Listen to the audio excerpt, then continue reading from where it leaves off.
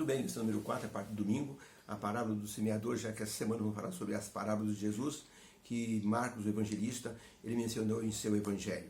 Quando Jesus contou a parábola do semeador, ele tinha um objetivo didático. Ele precisava ensinar às pessoas qual era a vontade divina para a vida dos seus ouvintes. Muitos que estavam ali perto de Jesus esperavam apenas um comando militar, esperando que Jesus fosse o Messias para libertar Israel. Muitos estavam ali apenas pelo pão e pelo peixe. Muitos vinham só buscar um milagre e continuavam a tocar sua vida, mas muitos eram sinceros e procuravam aprender do reino de Deus para se tornarem pessoas assim melhores, cumprindo a vontade divina. Por isso, podemos dizer que eram corações semelhantes a solos onde a semente iria cair. Por isso, a parábola do semeador se tornou uma parábola muito prática, onde Jesus mostrou que o semeador, lançando a semente, era assim muito mais do que uma imagem familiar da cultura agrícola judaica. Na verdade, era uma imagem de Deus semeando Israel como assim uma planta produtiva no meio das nações. O objetivo divino era mostrar que Israel poderia, se fosse um solo bom, fértil, poderia se tornar assim um exemplo para todas as nações em redor. Na verdade, o que Deus estava querendo dizer é que Israel poderia ter feito a vontade divina, se eles fossem assim receptivos com a palavra que fora expressa por Jesus. Jesus era o semeador no tempo deles. A palavra do reino era a semente. E eles simbolizavam o solo onde a semente cairia, mas eles não corresponderam. Por isso, Jesus Cristo teve que optar por uma segunda opção, que foi o evangelho aos gentios. O problema é que as pessoas acreditavam que Israel iria resgatar o seu lugar no mundo como uma nação totalmente independente e assim liderando as nações que estavam em redor. Por isso, eles se desconsideraram o fato de que precisavam cumprir a vontade divina. E sem isso, eles não seriam o que Deus esperava deles, que seria assim um solo produtivo para produzir uma semente que fosse abundante e que pudesse influenciar as nações em redor. A parábola do semeador é uma parábola também para os nossos dias. Na pergunta número 1, o enunciado da pergunta é o seguinte: na parábola do semeador, quais os tipos de solo representados por aquilo que Jesus mencionou e o que representa cada solo?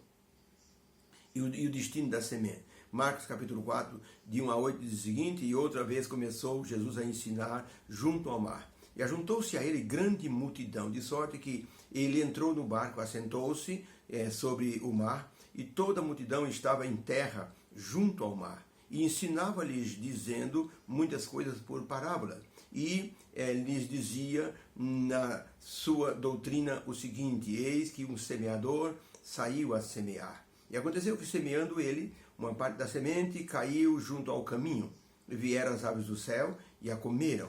E outra parte da semente caiu sobre os pedregulhos, ou sobre as pedras, os pedregais. Como não havia muita terra, logo nasceu, mas porque não tinha terra, ela não tinha raiz profunda. E saindo o sol, queimou-a, porque não tinha raiz e logo secou. A outra parte da semente caiu entre os espinhos, e crescendo os espinhos, sufocaram aquela semente, aquela planta, e ela não deu fruto. Verso 8, e outra parte caiu em terra boa, e deu fruto, que vingou e cresceu, e produziu muita colheita. Produziu a 60 e outro a 100, e Jesus disse: quem tem ouvidos para ouvir, ouça o que eu estou dizendo. Então a pergunta é: que tipo de solo a semente que o semeador jogou, ela caiu, e o que aconteceu com cada semente? Resposta para essa pergunta: algumas sementes caíram na beira do caminho e as aves a comeram, foi um destino assim rápido. Outra parte caiu entre as pedras, logo nasceu, mas não tinha raiz e secou. Outra caiu entre os espinhos sufocaram a semente, mas a outra caiu numa terra boa, que produziu uma colheita farta e abundante. A palavra do semeador, ela tem lições e conceitos que devemos descobrir a partir de uma análise espiritual, focalizando principalmente não só os solos, mas o destino das sementes e o tempo em que elas poderiam produzir ou não produzir. Por exemplo, a semente que caiu na beira do caminho foi rapidamente assim comida pelos pássaros. A semente que caiu entre as pedras teve um tempo de germinação muito curto e infrutífero, e assim ela secou rápido. A semente que caiu entre os espinhos demorou um pouco mais, talvez semanas, para que ela pudesse crescer, e os espinhos também cresceram em volta dela e sufocaram, e ela então morreu sem dar frutos. Finalmente, a parábola fala do tempo normal, do ciclo normal da semente que caiu na boa terra, onde germinou, cresceu, deu flores, frutos e finalmente ela então estava pronta para a colheita. Foi um tempo assim onde tudo pôde ser assim cadenciado e assim seguido um curso normal. A semente que caiu à beira dos espinhos, ela na verdade simboliza algo que Jesus quis dizer, que são aqueles que não ligam muito para a palavra.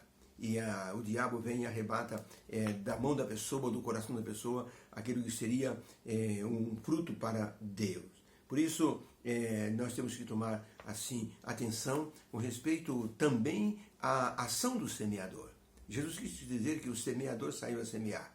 E hoje, Deus nos constitui como semeadores da palavra. Então, se o semeador ele é descuidado em jogar a semente, ele precisa também observar onde ele está jogando a semente, a forma como joga a semente, o tratamento dado à semente que caiu em diversos lugares. Então, a ação do semeador é muito importante. Billy Graham, ele chegou a dizer o seguinte, que a salvação, ela é de graça, mas o discipulado nos custará tudo aquilo que nós temos.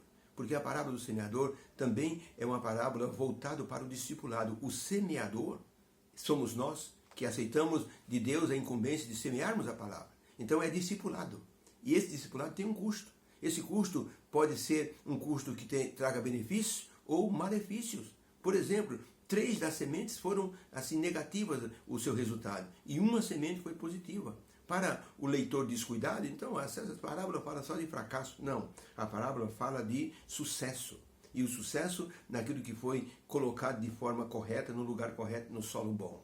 O semeador tem que ter essa experiência para avaliar o que é que ele está fazendo com a semente que Deus lhe concedeu. Por isso, Billy Graham disse que ao aceitarmos a verdade e a graça não nos custa nada, mas o discipulado nos custará tudo o que temos. Lembre-se que se o seu coração está apegado a alguma coisa que não seja o amor a Jesus, então você não será nem uma boa semente e nem um bom semeador, e muito menos um solo onde a semente que Deus colocou vai frutificar. Muitas pessoas aceitam a verdade e logo a abandonam, ou estão na igreja, mas quando vem uma situação inadequada, uma discussão com uma pessoa, uma não indicação para um cargo da igreja, a pessoa abandona, a pessoa vai embora.